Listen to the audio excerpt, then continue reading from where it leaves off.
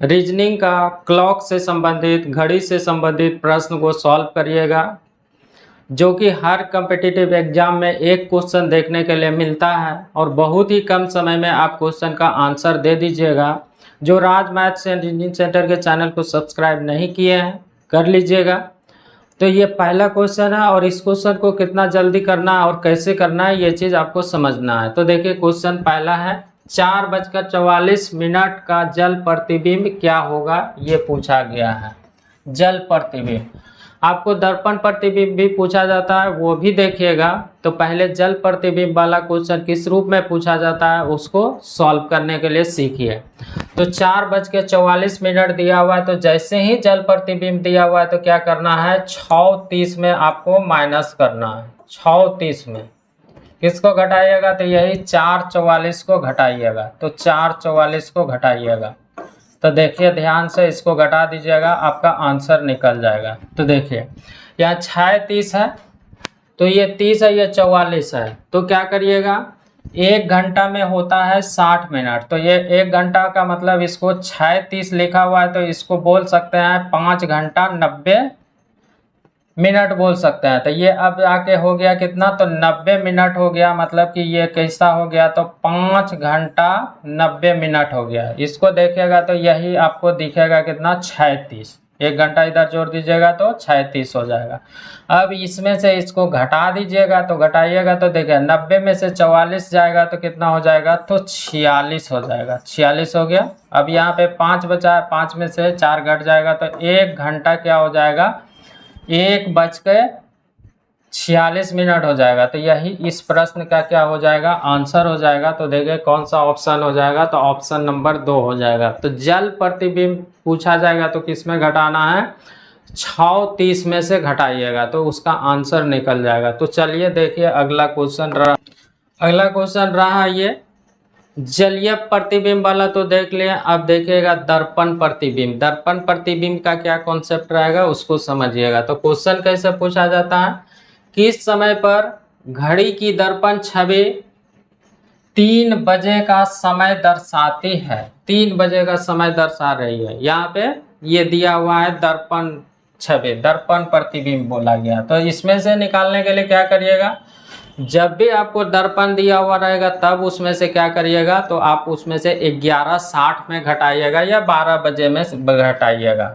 11:60 में घटाइए या 12 में घटाइएगा। तो 12 में से घटाइएगा या फिर इसको बोल सकते हैं 11:60। जब मिनट में रहेगा तो इसमें से घटाइएगा, सीधा सीधा घंटा में दिया हुआ रहेगा तो इसमें से घटाइएगा। तो इसमें से घटा दीजिएगा किसको, 3 को घटाइएगा। 3 को घटाइएगा तो क्या हो जाएगा, 3 को जैसे ही माइनस करिएगा तो 9 बजे।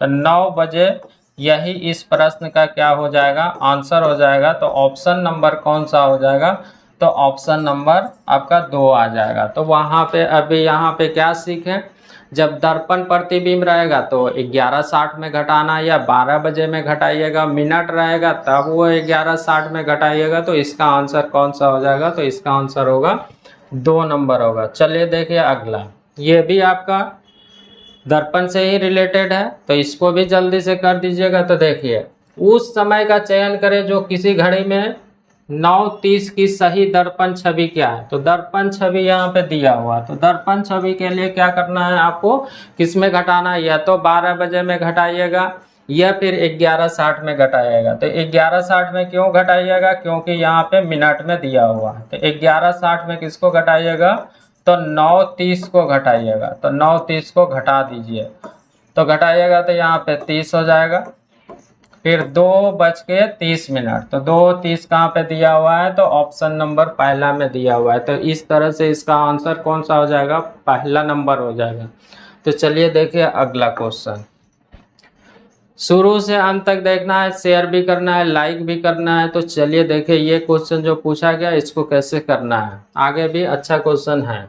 एक घड़ी को आईने के सामने रखने पर लगता है कि 7:12 हुआ है, घड़ी में सही समय क्या हो रहा होगा, ये चीज पूछा गया। तो यहाँ पे देखिए आपको पूछा गया आईने। आईने का मतलब क्या है, दर्पण छवि पूछा गया, तो यहाँ पे जब आईने या दर्पण लिखा हुआ रहता है तब क्या करते हैं आप घटाते हैं किसमें 1160 में से घटाते हैं। तो 1160 में से घटाइएगा, तो 1160 में घटाइएगा, किसको घटाइएगा तो 7:12, तो 7:12 को घटा दीजिए, तो 12 को घटाइएगा माइनस कर दीजिए, तो ये 48 मिनट हो जाएगा। और इसको घटाइएगा 11 में से 7 घटेगा तो 4:48 मिनट, तो 4:48 कहाँ पे दिया हुआ है, कौन सा ऑप्शन में, तो ऑप्शन नंबर 3 में दिया हुआ है। तो यही इस प्रश्न का क्या हो जाएगा, आंसर हो जाएगा। तो चलिए अगला क्वेश्चन जो कि बहुत ही ज़्यादा बार देखने के लिए मिला है और नया क्वेश्चन है, तो देखिए ये भी वही है, लेकिन इसको भी देख के डायरेक्ट इसका आंसर दीजिएगा। पहले इसको समझ लीजिए पूछा क्या गया है। एक घड़ी का प्रतिबिंब दर्पण में दिखाई दे रहा था, घड़ी में उस समय 5:25 हुआ था। अगर दर्पण में बने घड़ी के प्रतिबिंब का किसी दूसरे दर्पण में पुनः प्रतिबिंब दिखाई दे तो इस दूसरे दर्पण में बने घड़ी का प्रतिबिंब में क्या समय दर्शाती हो रहा होगा, ये प्रदर्शित हो रहा होगा, ये चीज पूछा गया है। पहला बार जब दर्पण में देखा गया तो कितना समय दिखाई दे रहा है, तो बोला गया कि 5:25 हुआ है। कोई घड़ी है उसको दर्पण में देखा गया तो 5:25 हो रहा है। फिर वही वाला जो प्रतिबिंब बना उसको फिर दूसरे दर्पण में देखा गया, तब पूछा गया कि बताइए कि दूसरे दर्पण में बने घड़ी का प्रतिबिंब क्या होगा।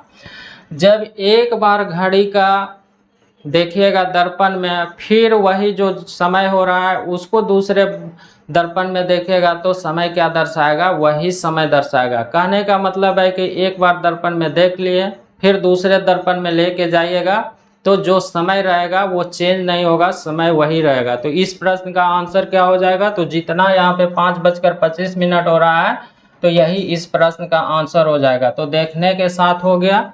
तो ये कॉन्सेप्ट आपको पता होना चाहिए कि जब घड़ी के पहला वाला दर्पण में देखते हैं फिर वही जो समय हो रहा है दूसरे वाले दर्पण में देखिएगा तो वही समय दर्शाएगा। तो इस प्रश्न का आंसर क्या हो जाएगा, 5:25। तो इस तरह से दर्पण का प्रतिबिंब, जो जल का प्रतिबिंब है, इसका कॉन्सेप्ट आप समझ लिए और ये क्वेश्चन देखने के लिए मिलता है। तो आगे भी क्लॉक का देखिएगा। जो राज मैथ्स एंड रीजनिंग सेंटर के चैनल को सब्सक्राइब नहीं किए हैं कर लीजिएगा। थैंक्स।